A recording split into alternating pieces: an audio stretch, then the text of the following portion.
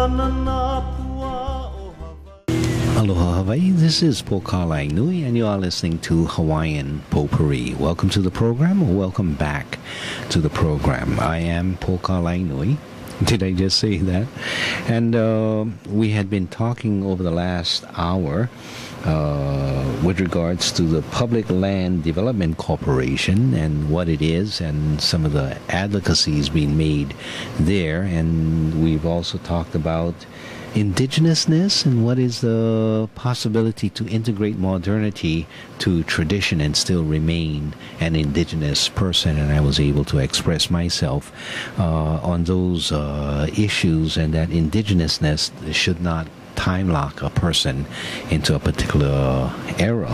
The next topic we talked about was the burial and the rail heading directly to Burial Central in Honolulu, and folks supporting the rail had been warned as early as 2003, and essentially, I think it was 2003, and essentially didn't pay attention to the warnings, and so finally they got slapped on the face or slapped on the hands by the Hawaii Supreme Court, which by a vote of 5-0 said, stop it, you're not following the law and you need to.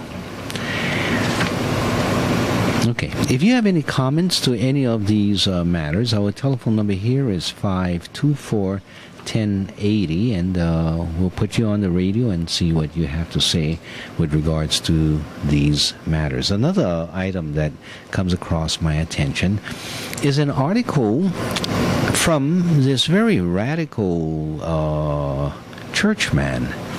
And he had recently been, and he visits Hawaii often. He has recently been back to Hawaii. But this interview was not done in Hawaii. It's by The Observer. And I found the article in the website of Transcend International, its media service. Bishop Desmond Tutu, Nobel Peace Laureate, says, why I had no choice but to spurn Tony Blair. And he says, I couldn't sit with someone who justified the invasion of Iraq with a lie. The immorality of the United States and Great Britain's decision to invade Iraq in 2003, premised on the lie that Iraq possessed weapons of mass destruction, has destabilized and polarized the world to a greater extent than any other conflict in history. Instead of recognizing that the world we lived in, with increasingly sophisticated communications, transportations, and weapons systems, necessitated sophisticated leadership that would bring the global family together, the then leaders of the US and UK fabricated the grounds to behave like playground bullies and drive us further apart. They have driven us to the edge of a precipice where we now stand with the specter of Syria and Iran before us. If leaders may lie, then who should tell the truth?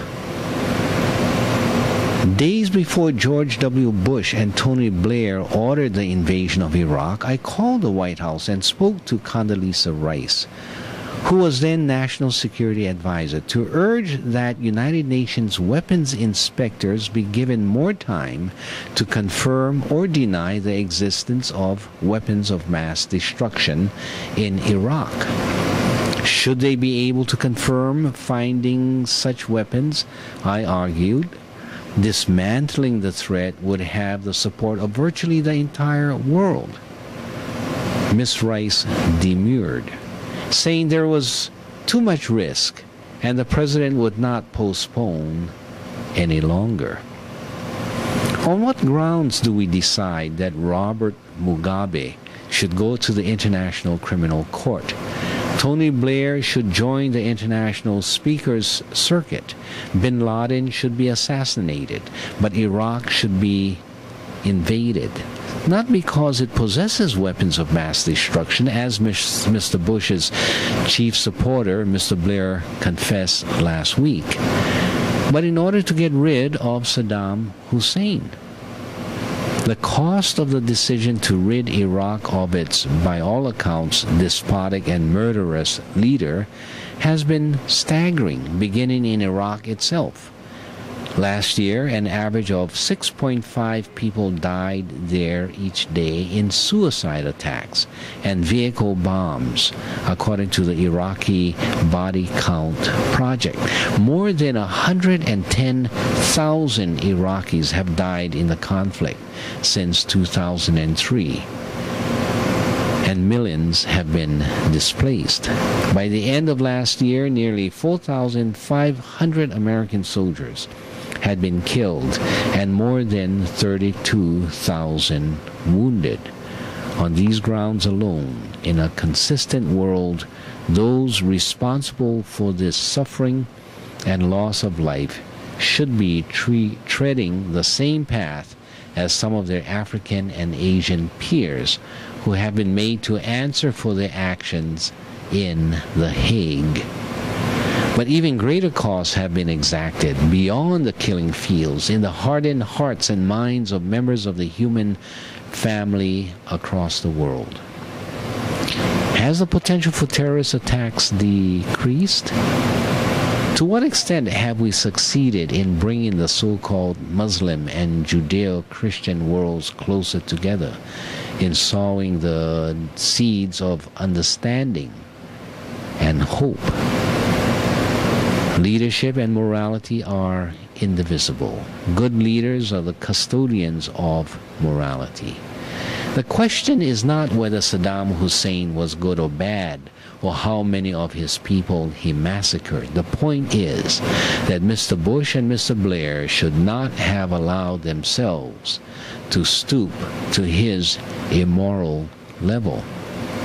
If it is acceptable for leaders to take drastic action on the basis of a lie, without an acknowledgement of an apology when they are found out, what should we teach our children? My appeal to Mr. Blair is not to talk about leadership, but to demonstrate it. You are a member of our family, God's family. You are made for goodness, for honesty, for morality, for love. So are our brothers and sisters in Iraq, in the U.S., in Syria, in Israel, and Iran. I did not deem it appropriate to have this discussion at the Discovery Invest Leadership Summit in Johannesburg last week. As the date drew nearer, I felt an increasingly profound sense of discomfort about attending a summit on, quote, leadership with Mr. Blair. I extend my humblest and sincerest apologies to Discovery, the summit organizers, the speakers and delegates for the lateness of my decision not to attend. Well, I thought you might find this article interesting. And he comes right out and says why I had no choice but to spurn Tony Blair. And maybe more of us should take this approach. So Tony Blair had some good points, but Desmond Tutu decides to spurn him simply on the atrocity of that support of the United States. What do you think? Is correct? Desmond Tutu or not? Okay. Our telephone number here is 524-1080. 524-1080. Give me a call. We'll put you on the radio, see what you have to say about some of these articles and opinions that I've shared with you. And next, we'll go to the next one after this phone call or a series of phone calls, should you decide to share an opinion. Let's go to our telephone lines. Aloha caller. Caller, welcome to the program. Good afternoon, Polka. Yes, hi. Your voice is quite distant, and there's my lawn's being cut, so we might have battle to do here. Okay, we'll try our best. I will turn on my radio as soon as I make my statement about peace. I don't wish to comment on Reverend Tutu's behavior. That's his conscience, and I'm sure he lives according to it. Fine one, to say nothing of the least. I just wanted to point out the four leaders, world leaders, who come to mind in quite recent memory, who were major leaders towards peace. And that's Gandhi, Martin Luther King, JFK, and his brother. Now, they definitely had plans, especially, surprisingly, JFK was trying to move away from war, and he had to be stopped. So they were all assassinated by people, Gandhi by someone quite close to him, one of his bodyguards, I believe. So I think Obama is in a very precarious situation, and I think we could see that in his, well, I won't go into that. But anyway, I was just going to... I have my radio on if you want to make a comment. I'm still listening. Go ahead. Yeah. Well, this is off the subject, but I was thinking of... the statistics you just recited about the mortality rate in this war, and of course it's on both sides, and I'm not commenting on that. What I'm thinking is that perhaps we should throw those, I shouldn't say it that way, we should put the numbers of people killed in the towers as part of that sacrifice. And I'm not saying anything about how that came about, just that they too were sacrificed as the beginning or the stimulus for this war. Does that sound like a reasonable thought to you? Of course. Who am I to judge? No. I don't lead nor follow. Thank you for the compliment. Anyway, that's all I had to say. Okay, all right. I'll try to respond. Thank you for your call. Okay. Aloha. And I was sort of caught aback by this, suddenly the issue of those who were in the towers as being, and she didn't use the term sacrificial lambs for peace, and I don't really see themselves as such. First, let's divide the categorizing of peace advocates, okay, and who paid the price of death, which is in and of itself a separate discussion, I think. And then where do we place victims of violence, such as those in the towers? I'm speaking sort of hesitantly because I'm writing some notes down as I speak, which is not a very well-practiced talent of mine. Okay, so the peace advocates, as subsequently becoming victims of violence or non-peace methods. I agree with her analysis of the four, and Obama as a peace advocate. I don't know if I would put Obama in this category, which is one of, for me, the disappointing parts of Obama. Okay, and there's a lot more I can say about that, and in comparison with Mitt Romney and the whole presidential issue. But that's not what the question is right now. Gandhi died at the hands of a violent act. But that was after he was able to achieve a lot of his life's work.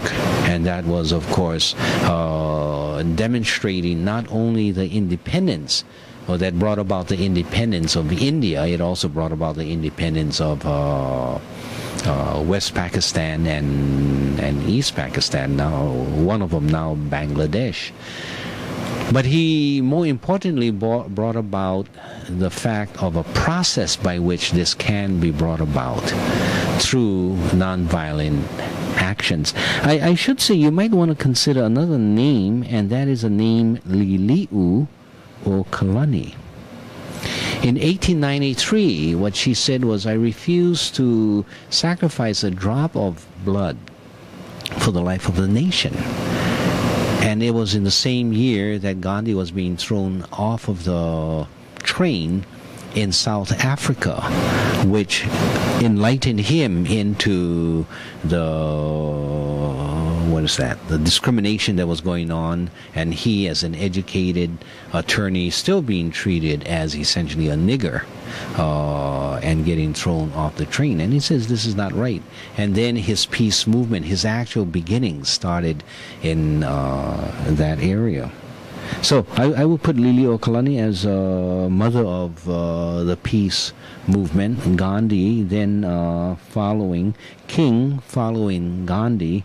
JFK is sort of not a compatriot, but side by side with King. And as to JFK as a peace advocate, I'm not sure if I would put him or his brother in those categories because of the Vietnam War and or at least JFK's instigation into the Vietnam War. But they all died of violence except Liliuokalani. So I don't see necessarily a pattern of peace advocates dying. And there are, of course, many other peace advocates who have not been killed or have not died as a result of violence. Many of the Nobel Peace Prize winners or the alternate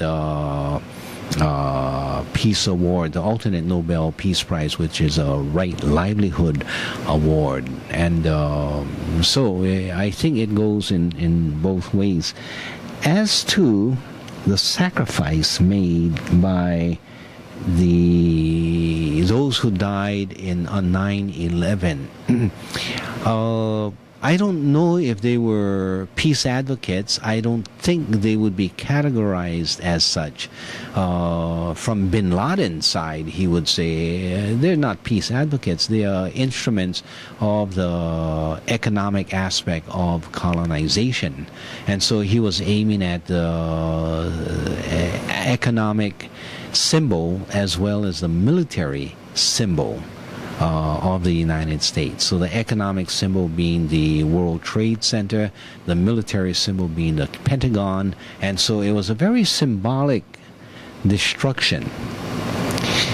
So I think it would be sort of stretching the observation to say that these were victims of their peace advocacy. If you want to stretch the logic, one could argue that the victims in the Pentagon were actually peace advocates because it was through their work in the Defense Department that they were struggling for peace. I wouldn't buy that argument, but it's a stretch.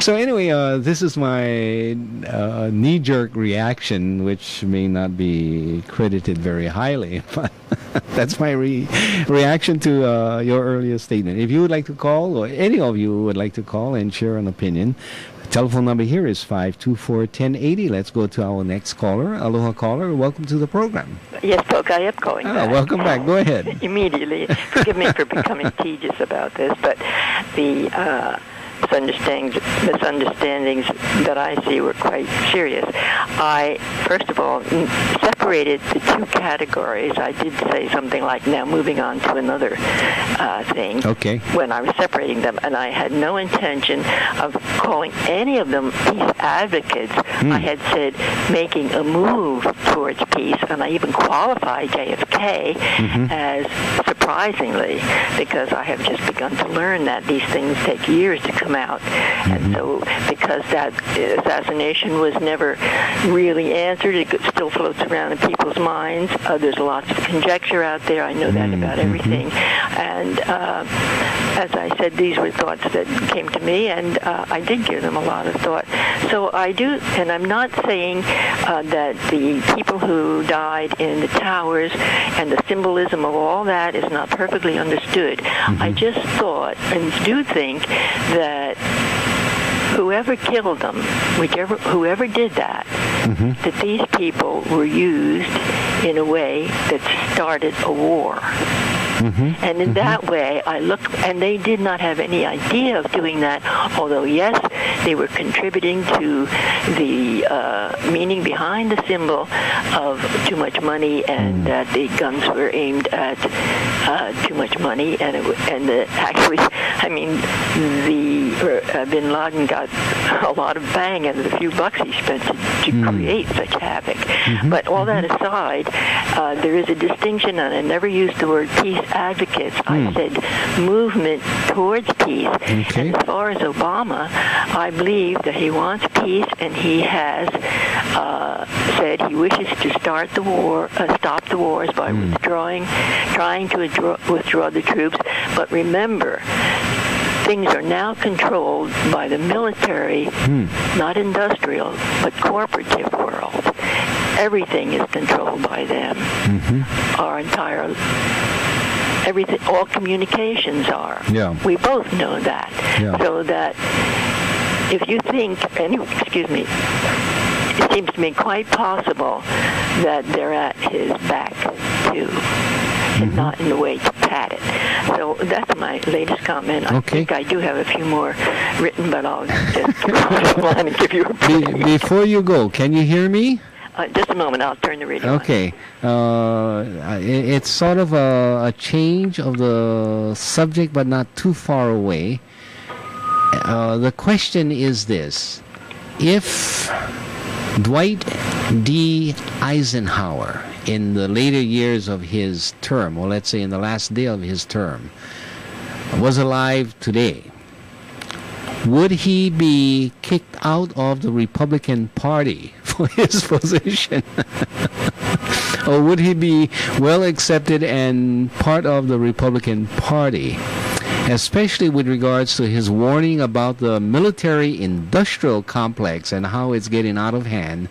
And now we can see the, quote, industrial financial complex and Mitt Romney's agitation for investing more money in the military itself to beef it up. How do you see, has the Republican Party moved so far away that even Dwight D. Eisenhower would not be welcome in that party? Oh, yes, Polka. I think that's absolutely a good observation.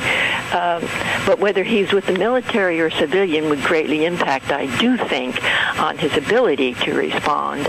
So I have to leave it at that, because I think at the level of the military he reached, and with the devotion that he must have given to his word, and I think that's the case of the old Republicans. I know that was true of my father, and now he wouldn't believe it either. He wouldn't believe in the Republican Party. He was a tough man, and really, most of my family has turned into right-wingers, serious ones.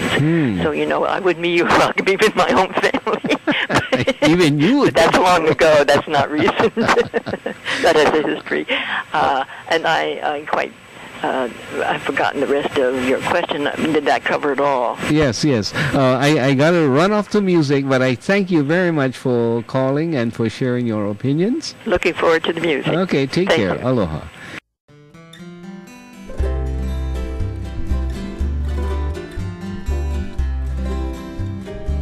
Kaulana na pua o Hawaii, tupa ama hope o ka aina, iki mai ka elele o ka loko ino, pala anunu me ka paka.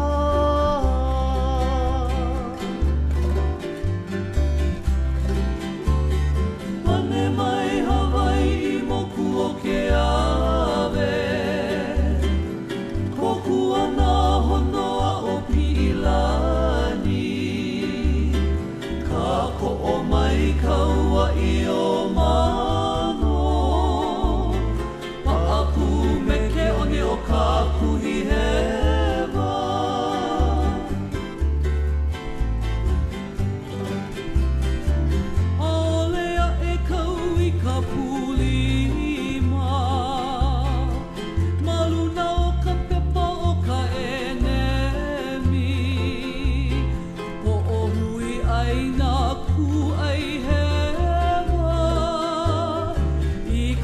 sivila a o ke kanā